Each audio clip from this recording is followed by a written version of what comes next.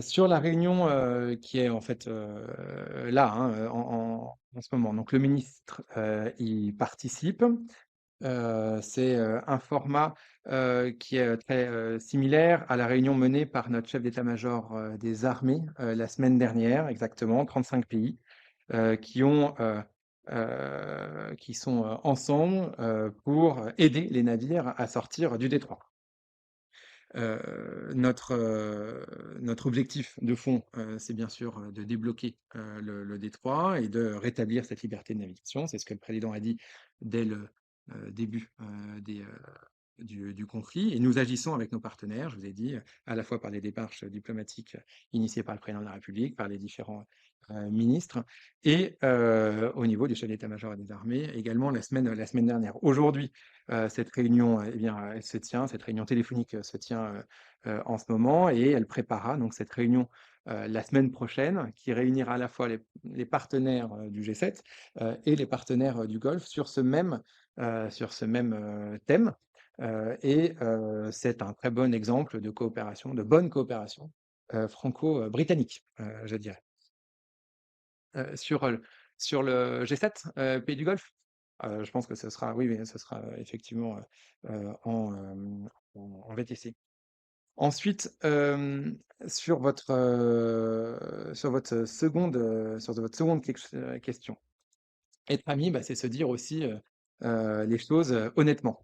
Dans la relation entre, France et Israël, nous distinguons, 2 éléments. Nous faisons la différence entre le peuple israélien avec lequel nous avons des relations, d'amitié, des coopérations très fortes, universitaires, culturelles, scientifiques. Il n'a jamais été question, qu'elles s'arrêtent. Je vous rappelle qu'il y a 200 000 Français qui résident, en Israël et dont une bonne partie sont, franco-israéliens et puis il y a les autorités israéliennes avec lesquelles nous avons, parfois des désaccords et que nous n'hésitons pas à exprimer ou à partager en, bilatéral.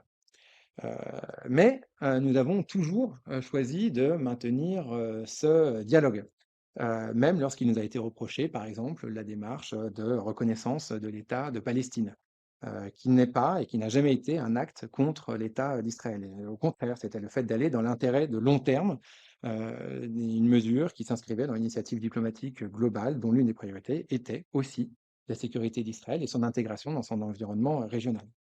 Dans l'escalade, actuelle, dans laquelle, certains, semblent vouloir aller, si l'on en croit, leurs déclarations, eh bien, ce dialogue nous semble plus, nécessaire que jamais, en réalité, et il se poursuit. C'est le sens, des échanges du président de la République avec, le Premier ministre Benyamin Netanyahou à plusieurs reprises. C'est le sens de la visite, du ministre des Affaires étrangères, en Israël, la semaine, dernière et nous partageons très librement nos analyses, nos parfois divergentes, nos positions comme c'est aussi le cas, par exemple, sur, la peine de mort qui a été adoptée, lundi, par la Knesset et nous pensons à un intérêt commun dans tous ces cas-là, la stabilité et la sécurité, régionale.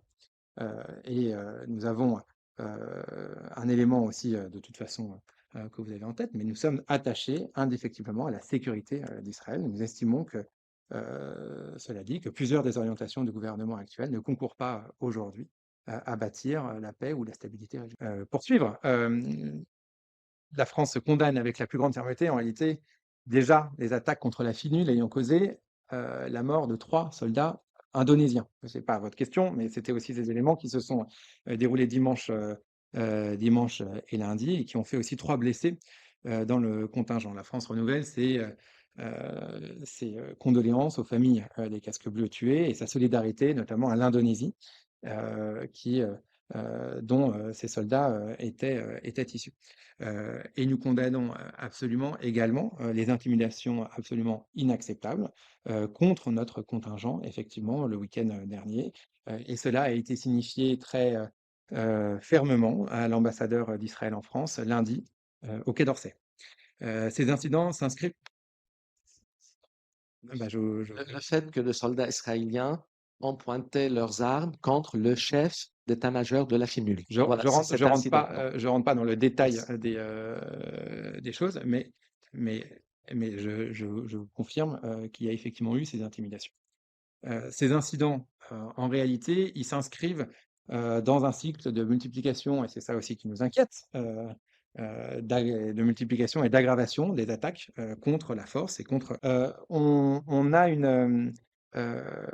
là-dessus une position qui est très établie, qui repose sur le droit international, avec des éléments qui sont à la fois la Convention de Chicago 1944, que sont ce qu'on appelle la résolution interministérielle 111, ensuite au niveau national, et qui consiste à dire, euh, c'est des procédures qui sont en réalité assez routinières, assez habituelles, hein, les autorisations de survol, et qui consistent à dire euh, que ce sont des autorisations données au cas par cas, que ce sont des autorisations données de manière totalement souveraine, et que ce sont, en réalité, dans notre cas, en l'espèce, des autorisations qui découlent de la manière, dont nous sommes positionnés, c'est-à-dire, nous ne sommes pas partis, à cette, guerre, et c'est de cette logique-là que nous prenons, ici les décisions qui s'imposent. Ces décisions, elles sont, constantes depuis le début de la guerre, et donc il n'y a pas eu de changement ou d'éléments nouveaux, il n'y a pas eu de changement de position depuis le premier jour, et donc nous vous confirmons ces décisions qui est conforme à la position, française depuis le début du conflit.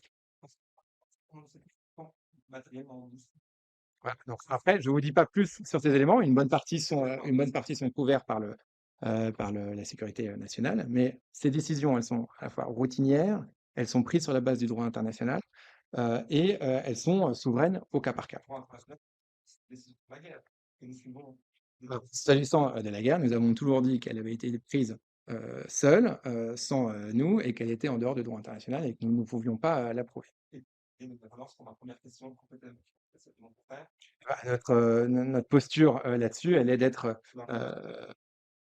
Eh ben, écoutez, nous, notre posture sur le sujet, elle est strictement défensive. Vous savez, nous sommes là-bas comme un allié fiable pour nos partenaires qui sont attaqués par l'Iran, Émirats arabes unis, Qatar, Bahreïn, etc.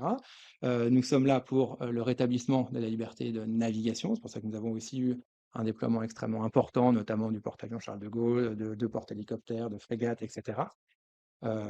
Absolument strictement défensive. Et puis, Qu'est-ce qui va se passer? Qu'est-ce que Israël a dit qu'elle n'accepterait plus de matériel militaire de la France, donc vous allez arrêter. Même c'est ce que je vous dis, c'est qu'ensuite, nous n'avons pas eu, à ma connaissance, de notification précise de ce que ça impliquait. il y a une déclaration officielle, je veux dire. Je vous dis, Mais en dans fait, ces il y a pas de réaction de la France. C'est-à-dire la France subit ce que dit Israël. Israël dit, bah, nous ne voulons plus de matériel militaire et vous savez pas en fait. Vous dites pas, nous aussi on arrête en fait.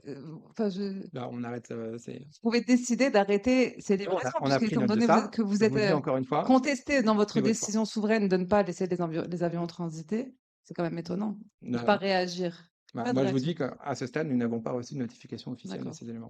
Je crois parler de cette mission pour la partie sécurisation du détroit d'Ormuz et liberté de navigation.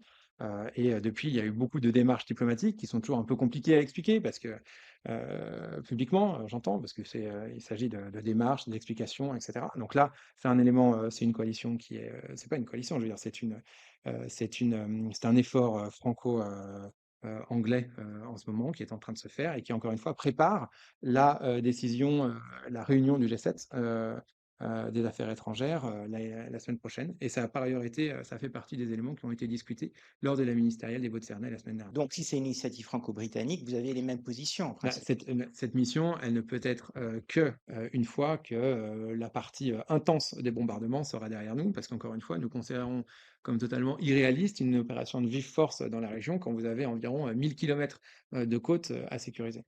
Mais cette initiative, ça serait donc sans ou avec les Américains à la fin, quand cette guerre est finie. Elle est exclusive de personne. Elle est, nous, notre intérêt là-dedans, c'est un blocage régional qui a des conséquences mondiales. Notre intérêt est de rétablir la fluidité de ce trafic parce que l'économie mondiale en pâtit, et derrière l'économie mondiale, l'économie européenne, l'économie française, mais par ailleurs aussi d'autres économies, et notamment l'économie américaine.